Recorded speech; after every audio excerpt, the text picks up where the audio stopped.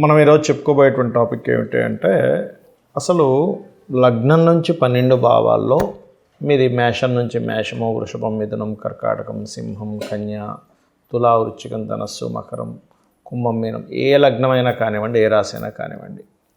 అసలు ఫస్ట్ మీరు లైఫ్లో ఫిజికల్గా కానీ మెంటల్గా కానీ స్ట్రెంగ్త్ ఉంటేనే మీరు దేనికి ఎలా అయినా ఎదగలుగుతారు. అంటే చాలా గొప్ప స్టేజ్కి వెళ్ళగలుగుతారు. మరి మీరు ఎందుకు ఎదగలేకపోతున్నారు? మీ రాశినాథుడు కావచ్చు, మీ లగ్ననాథుడు కావచ్చు, ఎందుకు వీక్ అవుతారు, దాన్ని ఎట్లా స్ట్రెంగ్తన్ చేసుకోవాలి అనే విషయాలు ఇప్పుడు నేను చెప్తుంది నేనైనప్పటికీ చెప్పిస్తుంది సాక్షాత్ లలితామ్మవారిగా భావిస్తూ మనకి 9 గ్రహాల్లో అందులో ఛాయాగ్రహాలు తీసేగా 7కి 12 రాసులు ఇచ్చారు. అంటే ఏవి? మేషానికి వృశ్చికానికి కుజుడు, వృషభానికి తులకి శుక్రుడు, మిథునానికి అండ్ కన్యకి బుధుడు, కర్కాటకానికి సింహానికి రవిచంద్రులు, మీన మరియు ధనస్సుకి గురువు, మకర కుంభాలకి శని. ఇక్కడ మనం ఏంటంటే అసలు ఏ రాశిలో పుట్టాము, ఏ నక్షత్రంలో పుట్టాము అండ్ ఏ లగ్నంలో పుట్టాము అనేది మొట్టమొదటిగా గుర్తించాలి. మీదేమిటి? మేషం నుంచి మీన వరకు అసలు మీ లగ్నం ఏమిటి గుర్తుపెట్టుకోండి. ఈ రాశి నాథుడు ఎంత స్ట్రాంగ్గా ఉన్నాడు ఈజ్ మోస్ట్ ఇంపార్టెంట్. అది ఎలా తెలుసుకోవాలి? మీ రాశినాథుడు పాపగ్రహాలతో ఉన్నాడా, శుభగ్రహాలతో ఉన్నాడా? శుభగ్రహాలతో ఉంటే చాలా సాఫ్ట్ నేచర్ ఉంటుంది, పాపగ్రహాలతో ఉంటే కొంత మొండితనము ఉంటుంది. ఎట్ ఏ సేమ్ టైం లైఫ్లో హర్డిల్స్ కూడా కొన్ని ఎదుర్కొంటారు. అయితే ఇది ఎందుకు నేను చూడమంటున్నానంటే లైఫ్లో మీరు హర్డిల్స్ ఎదుర్కోవడం తప్పేం కాదు, దానివల్ల మీరు స్ట్రాంగ్ అవుతారు. కానీ ఆ హర్డిల్స్ వల్ల మీరు వీక్ అవ్వకూడదు కదా. అలా వీక్ అవ్వకుండా ఉండాలి అంటే కొంతమంది చూడండి, కష్టాలు వస్తాయో కష్టం వచ్చేసింది అని ఆత్మహత్య చేసుకోవడమో లేకపోతే డిప్రెస్లోకి వెళ్ళిపోవడమో జరుగుతూ ఉంటుంది. కానీ కొంతమంది అదే కష్టం వచ్చినప్పుడు ఛాలెంజింగ్గా తీసుకొని ఇంకా బాగా ఎదగలుగుతారు. ఫస్ట్ ఆఫ్ ఆల్ మీరు ఛాలెంజింగ్గా తీసుకొని ఎదగాలంటే ఏం చేయాలి? అసలు ఫస్ట్ మీ లగ్నం ఏమిటి, మేషం నుంచి మీన వరకు మీ లగ్నం ఏంటో తెలుసుకోండి. తెలుసుకొని ఆ అధిపతి ఎవరు?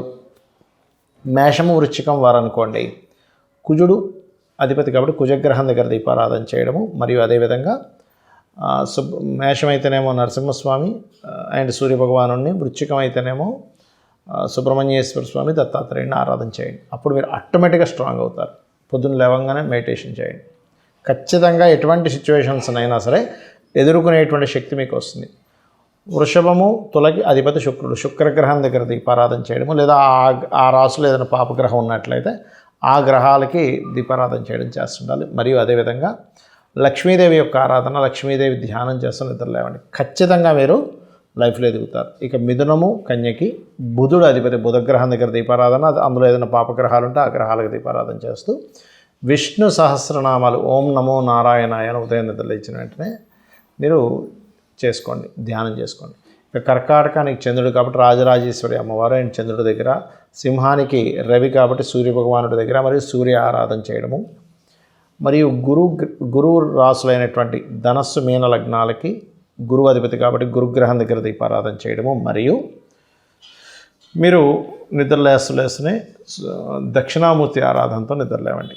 మరియు మన కుంభ మకర రాసులకి అధిపతి శనిగ్రహం దగ్గర దీపారాధన చేయడము, మరియు అదేవిధంగా ఇక్కడ నిద్రలేస్తూనే సుబ్రహ్మణ్య స్వామిని కానీ ఆంజనేయ స్వామిని కానీ లేకపోతే ఈశ్వరుని కానీ తలుచుకోండి. ఇది ఎందుకు చెప్తున్నానంటే మన డే బాగుంది, కాన్ఫిడెంట్తో మనం ప్రారంభించాము, మనం ఫిజికల్గా మెంటల్గా స్ట్రెంగ్త్ ఉన్నాము. లగ్నమైనా రాసైనా అందరికీ లగ్నం తెలియాలని రూల్ లేదు, రాసి తెలిసినా సరే అలా చేయొచ్చు. ఇలా మీరు చేసి చూడండి, మీ లైఫ్లో మిరాకిల్స్ చూస్తారు, చాలా స్ట్రాంగ్ అవుతారు, చాలా అంటే చాలా స్ట్రాంగ్ అవుతారు. ఇలా మీకు మీ లగ్నం ఏమిటి లేదా మీ రాశి ఏమిటి, దానికి ధనాధిపతి ఎవరు, ఏం చేస్తే మీకు ఫైనాన్షియల్గా బాగా కలిసి వస్తుంది. మీనము వారికి లక్ష్మీ నరసింహస్వామి యొక్క ఆరాధన, అగ్ని దేవత ఆరాధన, కుజగ్రహం దగ్గర దీపారాధన చేయండి. అయితే ఇక్కడ ఎప్పుడు కూడా ఇది నేను మీకు స్టార్టింగ్ పాయింట్ అంటే ఒక వ్యక్తి యొక్క ధన సంబంధించినటువంటి విషయంలో ఎదగలేకపోతున్నాడు, అసలు ఎక్కడ కూడా అసలు పాసిబిలిటీస్ తగ్గిపోయాయి, ఫైనాన్షియల్గా బాగా ఎదగాలి అంటే మీ లగ్నం లేదా మీ రాశికి ఇది స్టార్టింగ్ పాయింట్. కానీ ఆస్ట్రాలజీ కంప్లీట్గా మీ పర్సనల్ చార్ట్ తీసుకున్నప్పుడు ఏం చెప్తుంది అంటే మీకు మీ ధనాధిపతి అసలు సెకండ్ లార్డ్తో పాటు ఇంకొక గ్రహం కూడా ఒకటి ఉంటుంది, మీ పర్సనల్ చార్ట్లో తెలుస్తుంది. అది ఎలా అంటే మనుషులందరూ ఒకటే, కానీ ఒక్కొక్క మనిషికి డిఫరెంట్ టైప్స్ ఆఫ్ గ్రూప్స్ ఉంటుంటాయి. బ్లడ్ పరంగా తీసుకోండి, మెడిసిన్ పరంగా తీసుకోండి. అలాగే అదే లగ్నంలో మీరు పుట్టినప్పటికీ మీకు సెకండ్ లార్డ్ అది అయినప్పటికీ అది మరలా కొంత మారుతుంది. అది పర్సనల్ చార్ట్ బట్టి తెలుసుకోవాలి. సరే, నాకు జాతకమే లేదండి, ఏం చేయాలి? చక్కగా మీరు లలితా సహస్రనామాల్లో 2 నామాలు ఉంటాయి ఫైనాన్షియల్ ఎదగడానికి. ఓం సంపత్కరీ సమారూఢ సింధుర వ్రజ సేవితాయే నమః. ఓం ధర్మాధ్యక్ష ధనాధ్యక్ష ధనధాన్య వివర్ధినే నమః చేసుకోండి. బట్ మీ జన్మజాతకంలో సెకండ్ లార్డ్ వెళ్ళి ఎక్కడున్నాడు, ఏ నక్షత్రంలో ఉన్నాడు, ఏ గ్రహం చేత చూడబడుతున్నాడు అనేటువంటి విషయం వల్ల ఇంకా పరిపూర్ణంగా మీకు అసలు ఏ ప్లానెట్ ఫైనల్గా ఇస్తుందో కూడా తెలుసుకోవచ్చు. బట్ నేను ఇప్పుడు చెప్పినటువంటి ప్రక్రియ కూడా ఖచ్చితంగా మీకు పనిచేస్తుంది. మీరు ఏ ప్రయత్నం చేసేటప్పుడైనా ఏ గ్రహాల దగ్గర దీపారాధన చేస్తే మీ ప్రయత్నం సక్సెస్ అవుతుంది అనేటువంటి విషయాన్ని మనం ఇప్పుడు తెలుసుకుందాం. చూడండి, ఎవరైనా సరే వాళ్ళ ప్రయత్నం సక్సెస్ అవ్వాలనే ప్రారంభిస్తారు, రైట్? అయితే మీ యొక్క ప్రయత్నం 100% సక్సెస్ అవ్వాలంటే ఈ ఫార్ములా ఫాలో అవ్వండి, ఖచ్చితంగా సక్సెస్ అవుతుంది. ఇక్కడ మనం అర్థం చేసుకోవాల్సింది ఏంటంటే మీ ప్లానెట్స్ యాక్టివ్ అవ్వాలి. మీరు చేసే ప్రయత్నానికి ధైర్యం కోల్పోకుండా నిరంతరం ప్రయత్నం చేసేలా, కాన్స్టెంట్గా ప్రయత్నం చేసేలాగా, ఏ ఆటంకాలు వచ్చినా మీరు ఎదుర్కొనేలా మీరు తయారవ్వాలి. దానికంటే ఇప్పుడు నేను మీకు ఫార్ములా చెప్తాను. మీనరాశి వారు శుక్ర మరియు బుధ గ్రహాల దగ్గర దీపారాధన చేసి వాటి చుట్టూ ఒక 9 ప్రదక్షిణాలు భక్తి శ్రద్ధలతో చేసి, ఎప్పుడైనా ఒకటే గుర్తుపెట్టుకోండి, మీరు చేసేటువంటి రెమెడీ కంప్లీట్ భక్తి శ్రద్ధ భావన. ఇది నాకు అల్టిమేట్గా మంచి ఫలితం ఇస్తుందనే భావంతో ఏదో చెప్పారు గురువుగారు, ఏం చేస్తాంలే, ఏదో చేసి చూద్దాం, వస్తే లక్కీగా వచ్చింది, లేకపోతే పోయిందిలే, ఇలా చేయకండి దయచేసి. ఈ గ్రహాల దగ్గర దీపారాధన చేసిన తర్వాత మీ రాశిని బట్టి మీరు దాని తర్వాత ఏ ఆలయంలో అయితే దీపారాధన చేశారో ఆ ఆలయంలో మూల విరాట్ ఉంటారు. శివుడు అనుకోండి, విష్ణువు అనుకోండి, అమ్మవారు అనుకోండి, గణపతి అనుకోండి, స్కందుడు అనుకోండి, ఏదైనా రూపం కానివ్వండి, దేవతా రూపం, అక్కడికి వెళ్ళి ఒక 3 ప్రదక్షిణాలు చేసుకొని మీ డిజైర్ ఏదైతే ఉందో, మీరు ఏదైతే సాధిద్దాం అనుకుంటున్నారో అది ఏదైనా కానివ్వండి, దానికోసం ఒక్కసారి కళ్ళు మూసుకొని స్వామివారికి చెప్పుకున్నట్టుగా మీరు దానికి రూట్ ఎట్లా వెళ్ళాలి నాకు అర్థం కావట్లేదు. చాలామందికి డిజైర్స్ ఉంటాయి కానీ అది ఎలా వెళ్ళాలో తెలియదు. ఇది చేయడం వల్ల ఏమవుతుందంటే సక్సెస్ రేట్, ఇప్పుడు చూడండి, మనం ఏదైనా ఒక కోరిక ఉంది, సక్సెస్ అవ్వాలనే కదా ఒక బిజినెస్ పెడుతున్నాము, లేకపోతే ఒక ఎనీథింగ్, ఒక ఐఏఎస్ ఐపీఎస్లో అవ్వాలనుకుంటున్నాము, ఏదైనా కానీ. దీనికి ఏంటి, ఫస్ట్ ధైర్యం కావాలి. దానికి స్టార్టింగ్లో ఏదో ఆటంకం జరుగుతుంది, అయ్యో స్టార్టింగ్లో ఆగిపోయింది కదా, ఆటంకం కలిగింది కదా ఆగిపోతాం, లేదా స్టార్ట్ అయిన తర్వాత మధ్యలో ఆగిపోతాయి కొన్ని విషయాలు, కొన్ని ఆఖరిలో ఎండింగ్ వచ్చి ఆగిపోతాయి. ఇలా మీకు స్టార్టింగ్లో ఆటంకం కలగకుండా, లేదా మధ్యలో ఆగకుండా ఎండింగ్ వరకు మీరు అనుకున్నట్టుగా వెళ్ళడానికి ఈ రెమెడీ 100% పనిచేస్తుంది. కాకపోతే ఇక్కడ మీరు చేయవలసింది ఏంటంటే కంటిన్యూస్గా చేయాలి. అంతేగాని ఏదో ఒకరోజు చేసామండి, మళ్ళీ నాకు మర్చిపోయాను, ఎప్పుడో ఒకసారి మళ్ళీ చేశానంటే అది అస్సలు పనిచేయదు. దానికంటే ఏమీ చేయకుండా ఇంట్లో కూర్చోవడం బెస్ట్. చాలామందికి గృహయోగము, గృహం కొనుక్కోవాలి అని ఉంటుంది. అలాగే మంచి ఎడ్యుకేషన్, చాలా చక్కగా ఎడ్యుకేషన్లోకి వెళ్ళాలి, లేదా వాహనం కొనుక్కోవాలి, గృహం కొనుక్కోవాలి, లేకపోతే ఒక మంచి డ్రెస్ వేసుకోవాలి, మంచి ఆభరణాలు ఉండాలి, అంటే లగ్జరీసియస్ లైఫ్ ఉండాలి, లగ్జరీగా బ్రతకాలని ఉంటుంది.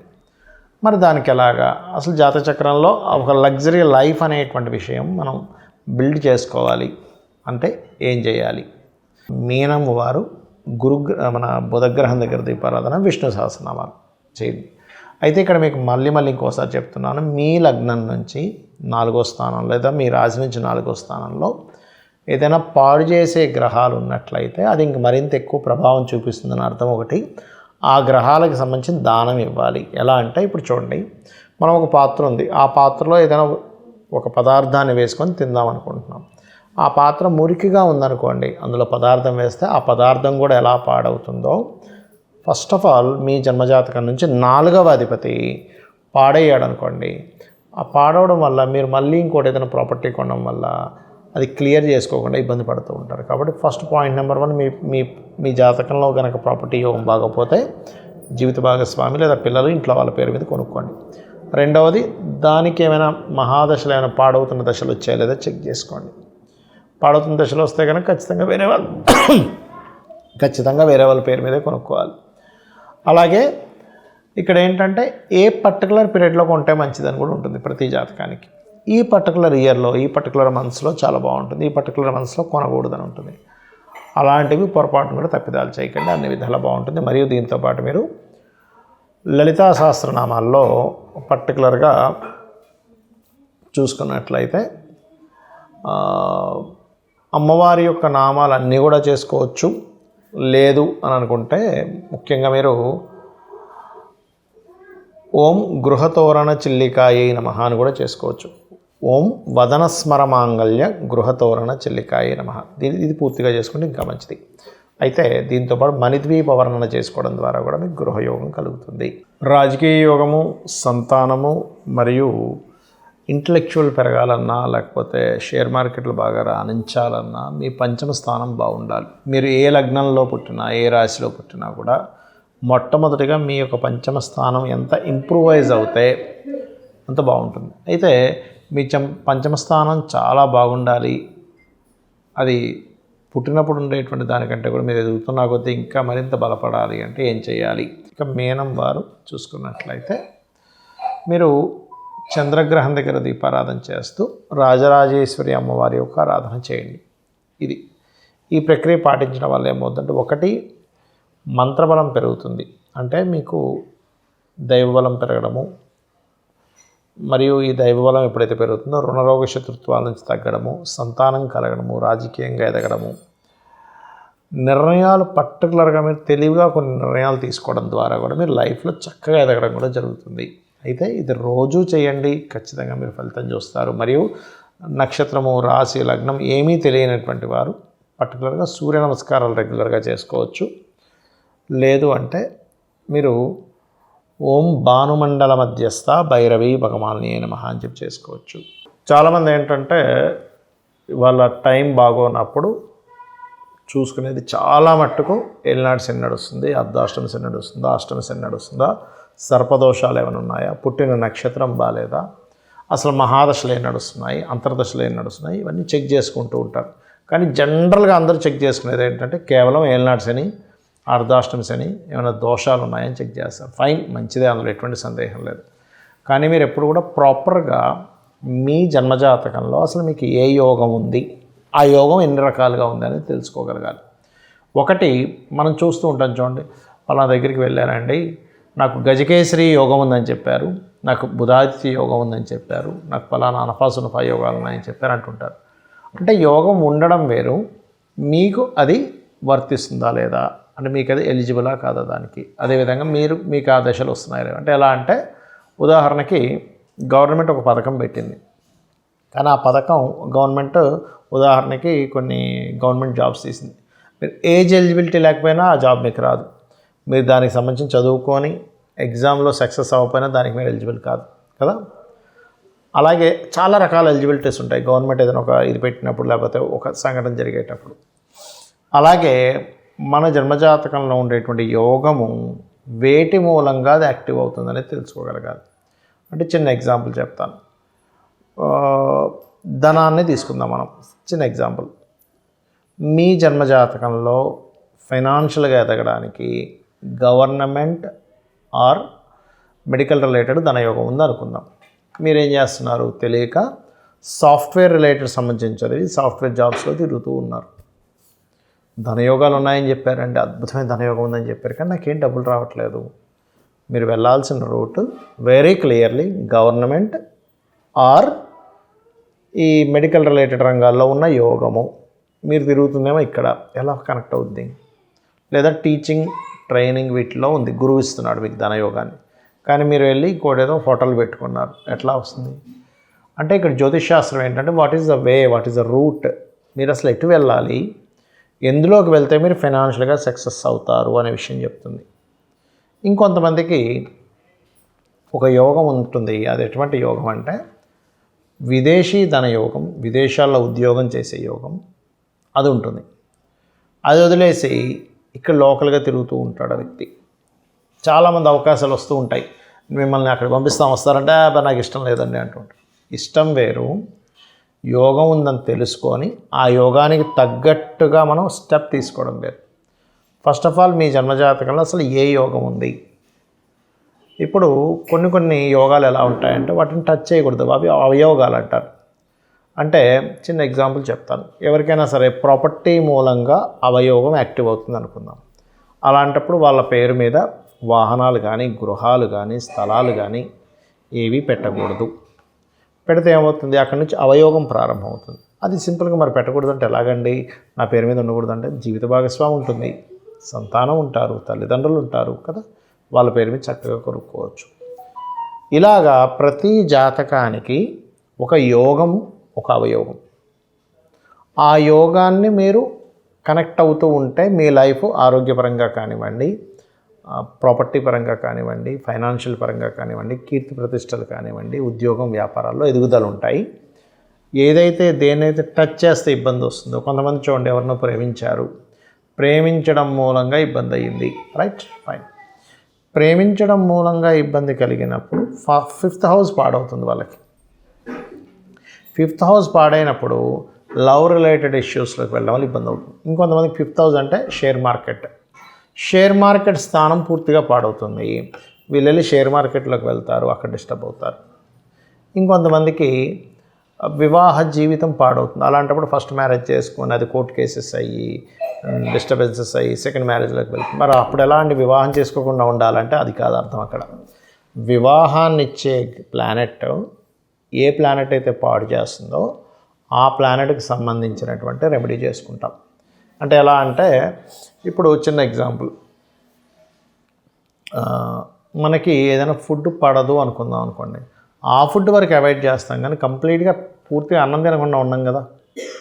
ఆ పర్టికులర్ రిలేటెడ్ ఏదైతే మనం అవాయిడ్ చేస్తామో, షుగర్ ఉన్న వ్యక్తి స్వీట్ ఎలా అవాయిడ్ చేస్తాడో, బీపీ ఉన్న వ్యక్తి ఇంకొన్ని కొలెస్ట్రాల్ పెరిగేటువంటి ఫుడ్ని ఎలా అవాయిడ్ చేస్తాడో, ఆయిల్ తక్కువ వేసుకునేలా తింటాడో, ఉప్పు తక్కువ వేసుకునేలా తింటాడో, ఆ పర్టికులర్గా ఆస్ట్రాలజీ కూడా మెడిసిన్ లాగా, మెడికల్ లాగా మీకు ఒక క్లారిటీని ఇస్తుంది. ఇది అర్థం చేసుకోండి.